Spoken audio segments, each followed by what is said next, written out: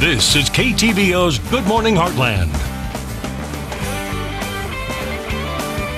And welcome back. Halloween is this weekend, which means many kids will be out trick-or-treating. And this morning we have Captain Joe Schilling with the Kirksville Fire Department to share some safety tips to keep in mind. Good morning. How are you doing today? Good morning. So the first tip that we're going to talk about is obviously masks that I know a lot of kids will be wearing, but it can also obstruct their vision. Yeah, that's the main thing. These masks are, they're made to make you look scary. I mean, not that it improved me much taking mine off, but the main thing is that it takes away your peripheral vision. You have to be looking straight forward, and a lot of people don't see, the cars coming or the obstructions coming towards them. So we want to, kind of talk about people making sure they watch where they're walking, keep focused on where they're going, and stay out of where the traffic is. Yeah. And maybe if there is a costume out there that involves a mask, maybe, taking it off while you're walking and then right before you get to the house to complete your costume, put it back on and then knock on the door. Yeah, this one where it's a full body is a lot harder to put on, but like this one, it's a real quick slip on. So you can pull it down when you're trick-or-treating, pull it back up like this when you're walking.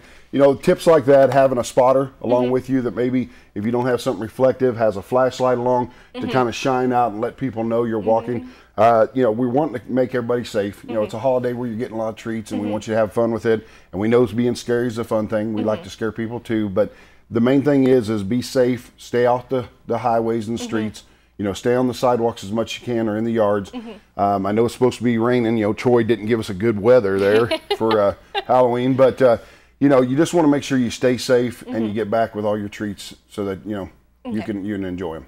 And also, I know that some costumes even come with dark colored capes or clothing or anything like that. Yeah. What are your recommendations when it comes to that? Well, with all these, everything about Halloween is scary, so they're not going to put anything, real bright colors unless you're just wanting to do that. But, this is something a lot of people put on. You slip on real quick, has a little hood thing. And, if you can put a little reflectives on it, or like I said, you got to have a flashlight so people can see you, because whether you think so or not, a headlight hits that and you can't see it. Yeah. I mean, it just blends in. And I know in the store aisles, they have a lot of those glow-in-the-dark sticks or bands that you can put on your arms or even around your neck, as long as it's not restricting your breathing. But that way people can see you when you're walking and stuff. Anything that's a light source that reflects or that will give off a light source where somebody can see you, that's the main thing, because especially with the weather, the darker it is, the rain you have in there, it impairs people's vision, especially through the windshields and stuff. And like I said, you want to do that. And then, when we talk about the candy, make sure you're going to places that you trust. Make sure it's sealed. Make sure it's nothing that's open and that could be contaminated. We don't want you to be sick, and get sick from the treats also.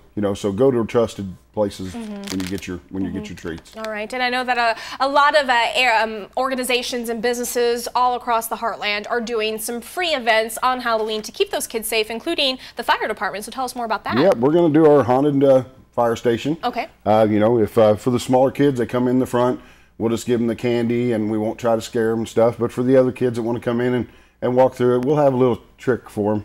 Or two, maybe. Little trick or treat, I may be in one of these, I'm a pretty good sized guy, so I have the ability to scare pretty easy, like I did you this morning. Yes, you did, and you did a very well job. Luckily, I was not on air, so. Yeah, And when will that be taking place? Halloween night. Okay. Is there a specific time that they need? It gets dark until people stop showing up, and then we'll go to bed and hopefully don't have any calls during it. All right. Any other safety tips we need to keep in mind? Yeah, just, like I said, make sure the smaller kids have, a spotter, a parent usually goes with them, and we know that's pretty good. What we want to work on is the teens. Okay. The teens are out there. This is their fun time to have a little mischief and have a good time.